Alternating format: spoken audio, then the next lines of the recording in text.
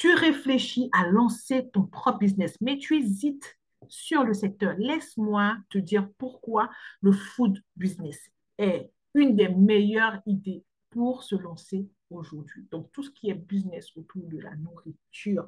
Donc, pourquoi entreprendre dans le business de la nourriture? C'est une excellente idée.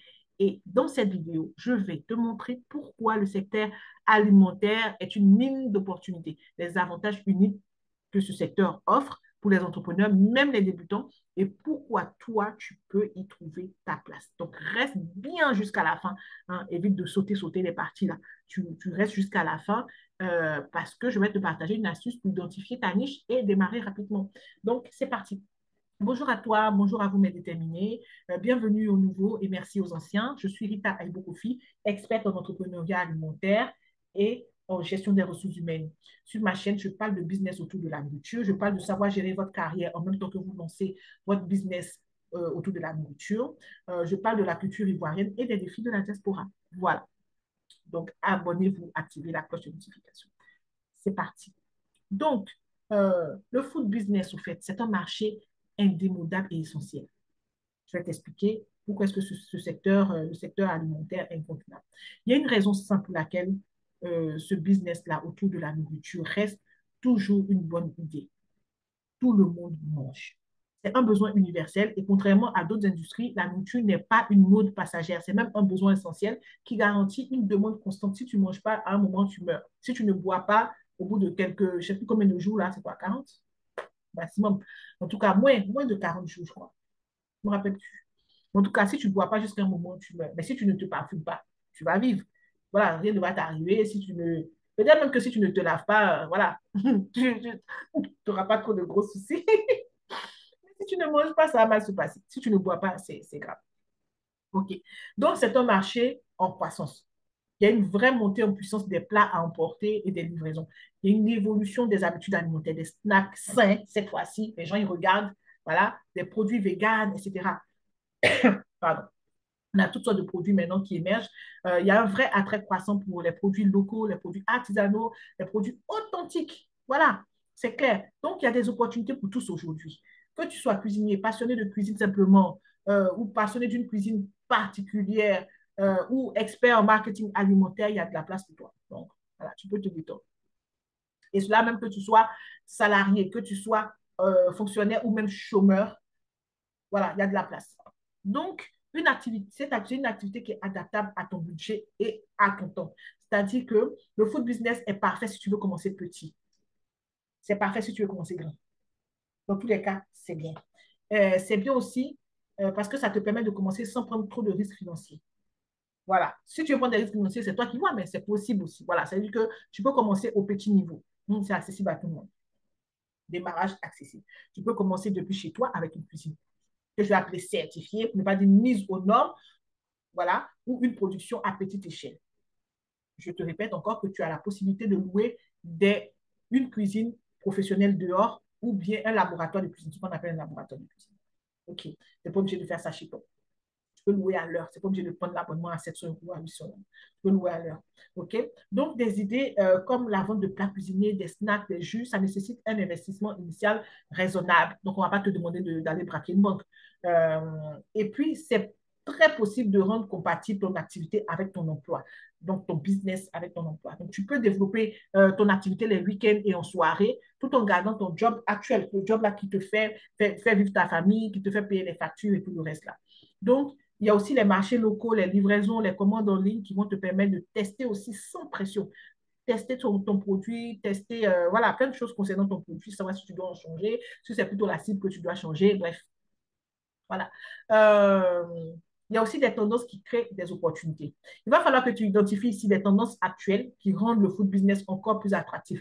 Mais fais attention à tout ce qui est tendance parce qu'après, bien entendu, ça sera plus tendance, il y aura d'autres tendances. 2024 a été une année d'opportunités incroyables pour le food business grâce à des nouvelles tendances. Ça, on parlait de 2024. Mais on continue encore pour 2025. On ne s'arrête pas. Est-ce qu'on s'arrête? On continue toujours devant, toujours dans l'innovation. Donc, les gens qui sont concentrés, les passionnés de nourriture, ils ne dorment pas. Voilà. Les gens, ils sont vraiment à fond. Donc, ils ne s'arrêtent pas dans l'innovation, ils ne s'arrêtent pas dans les essais. OK?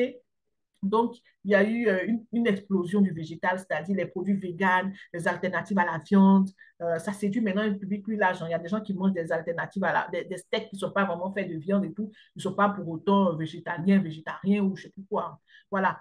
Il y a eu le business aussi, la niche de l'alimentation fonctionnelle, comme par exemple ceux qui veulent booster leur santé, donc les snacks protéinés, les boissons enrichies, pourquoi pas même les compléments alimentaires.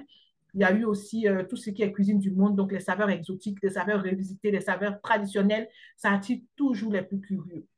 Il y a aussi un boom des ready to cook et des prêts à manger. Donc, le rythme de vie pousse souvent les gens vers des solutions pratiques, mais de qualité. C'est-à-dire, il y a des personnes à qui on livre leurs courses de nourriture, genre HelloFresh, là. Voilà, il y a une recette, paf, tu appliques et tout, on te montre tout, tout, tout, tout, tu ne peux pas te rater.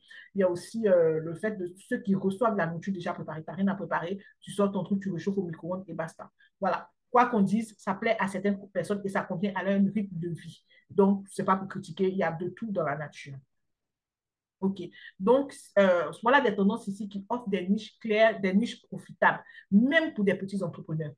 Par exemple, quand je te dis le fait de livrer la nourriture déjà préparée, toi, tu peux penser à vouloir livrer à toute la France, mais non. Si tu habites dans le 91, tu peux tracer ton rayon d'action dans le 91 à combien de kilomètres autour de ton domicile ou bien de ton lieu où tu fabriques, où tu produis tes plats cuisinés. Tu comprends? Tu n'es pas obligé de visiter toute la France et je te promets que tu vas trouver des célibataires. Tu vas trouver des mamans, par exemple, qui sont sur le point d'accoucher ou bien qui sont en train de vouloir décrocher une promotion, qui n'ont pas le temps de cuisiner tout le temps, par exemple, mais qui sont branchés africains qui aiment la nourriture africaine, qui sont elles-mêmes peut-être africaines ou dans un couple métissé, un couple mixte, et puis qui vont te commander, qui vont prendre un abonnement avec toi. Et tu vois que ça reste dans un environnement assez raisonnable. Donc, en ce qui concerne la conservation, en ce qui concerne le transport, les différentes températures à respecter, tu es OK. Tout est en règle, au fait. Des fois, commence voilà, à ton niveau. Voilà.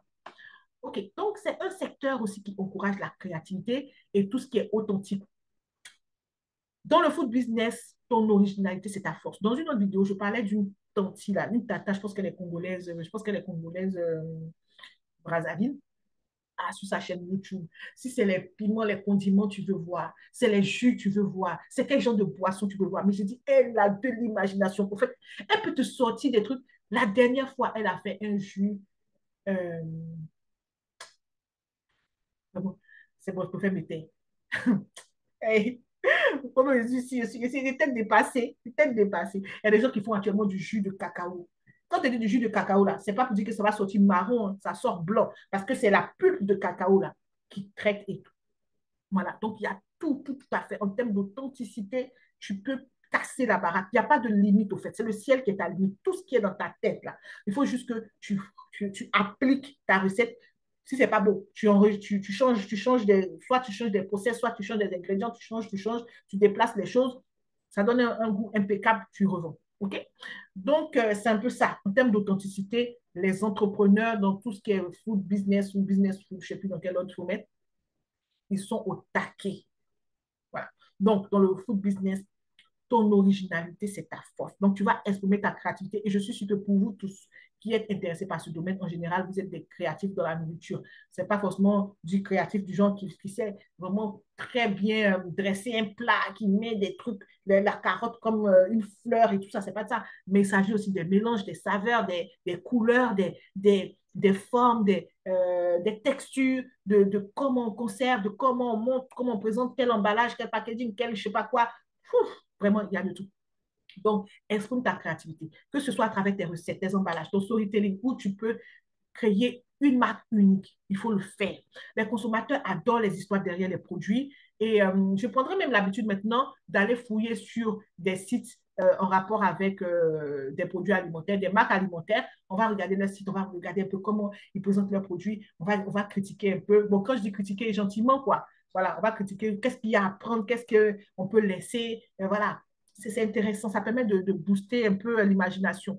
Donc, voilà. Donc, les consommateurs ils adorent les histoires. Ils veulent savoir pourquoi tu fais ce que tu fais, d'où est-ce que les ingrédients viennent, ce qui rend ton produit spécial et tout ça. Tu vas aussi apporter de la valeur parce qu'en proposant des produits de qualité ou en répondant à un besoin bien spécifique, il faut toujours penser à répondre à un problème. Si ton produit ne répond à rien, c'est compliqué. Donc, tu vas créer une connexion forte avec tes clients parce que ton authenticité peut transformer tes clients en ambassadeurs de ta marque sans payer. n'auras même pas besoin de te casser la tête.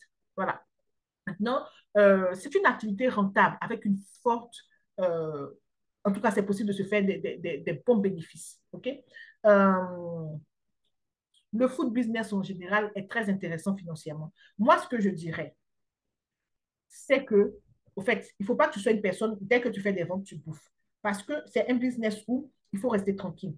Tu fais des ventes, tu te cales un moment, tu regardes c'est quoi ton bénéfice, qu'est-ce que tu as investi, qu'est-ce qui est parti dans les charges, bref, ton bénéfice, tu décides si tu l'investis ou pas. Sinon, quand tu vas voir rentrer, quelqu'un a payé 10 euros, quelqu'un a payé 10 euros, quelqu'un a payé 20 euros. Tu décides que, oh, tu as envie de, je sais pas moi, tu as envie de t'acheter un sac à main. Tu prends les 40 euros, tu t'en vas dépenser. En fait, tu risques de ne pas voir. Pourquoi je prends cet exemple-là? Si tu fonctionnes comme ça, tu risques de ne pas voir ton argent. Tu comprends? Donc, si tu maîtrises tes coûts, c'est très important de maîtriser ses coûts. Connaître ton prix de revient, ton prix de vente, ton bénéfice, tout ce qu'on a vu à l'école. Voilà. Donc, ce que te coûtent tes matières premières, tes emballages, tu peux générer du coup des marges vraiment intéressantes. Par exemple, pour un plat que tu produis pour 3 euros, il peut être vendu à 10 euros ou même plus.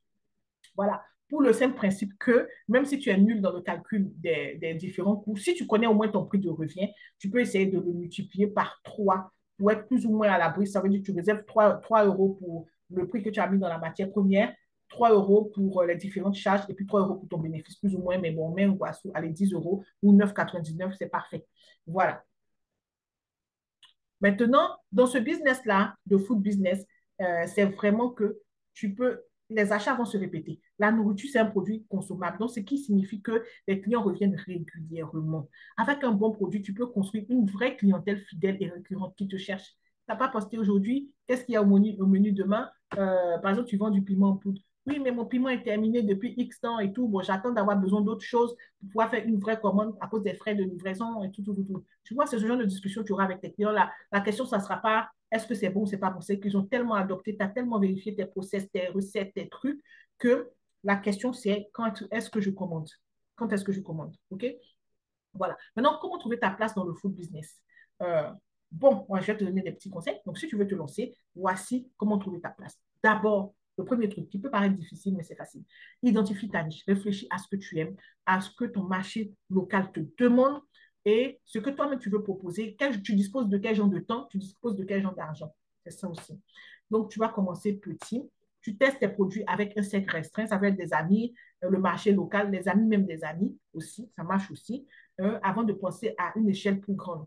Ensuite, forme-toi, apprends les bases même de la gestion de tout ce qui concerne l'alimentaire. C'est vraiment un business assez spécial, assez spécifique, que ça concerne les normes d'hygiène, les prix, la communication, le business en lui-même, c'est important. Et je te reparle au fait ici de la série d'accompagnement que nous allons lancer avec des formateurs bien spécifiques. Donc, ça veut dire que si tu veux lancer ta marque de condiments, de sauce et de piment, par exemple, on aura une formation pour ça. Si tu veux lancer ta marque de jus de boisson, si tu veux lancer ta marque de biscuits, vraiment, on va faire un truc aux petits oignons. Chacun va se retrouver et puis, y compris pour les formations en hygiène alimentaire aussi, il y aura des formations en hygiène alimentaire adaptées aux différents secteurs, comme par exemple à la restauration classique, l'hygiène alimentaire adaptée à tout ce qui est import, export et transformation alimentaire. Voilà, vraiment, on a tout bien détaillé. Mais on va pouvoir communiquer dessus tout au long du mois de janvier et j'espère pouvoir mettre aussi une petite publicité dans cette vidéo lors du montage. Donc voilà. OK. Donc, forme-toi. Ça même, c'est la première chose à faire. Et puis, crée une histoire autour de ton produit parce que les gens n'achètent pas juste un produit, ils achètent une expérience, une valeur. Donc, voilà. Donc, le food business, ce que je peux te dire là-dessus, c'est une opportunité incroyable si tu es passionné de ce domaine-là. Donc, si tu recherches un secteur rentable, créatif et aligné avec tes passions, c'est vraiment ça. Il y a des personnes qui disent qu'il ne faut pas faire de business en rapport avec tes passions. Ça, c'est eux qui voient. Mais moi, je peux te dire que c'est une passion qui peut être payante, surtout quand tu te formes et que tu y mets tout le cœur. Voilà, ça va forcément payer. Donc, dis-moi en commentaire, quelle idée de food business te fait rêver et est-ce que tu as déjà commencé? Est-ce que tu comptes commencer? Dis-moi tout ça. Voilà, partage-nous ton expérience. Abonnez-vous, les amis, mais déterminez, abonnez-vous, actionnez la cloche de notification et puis on se retrouve très bientôt. N'hésitez pas à me poser des questions si vous en avez. Bisous.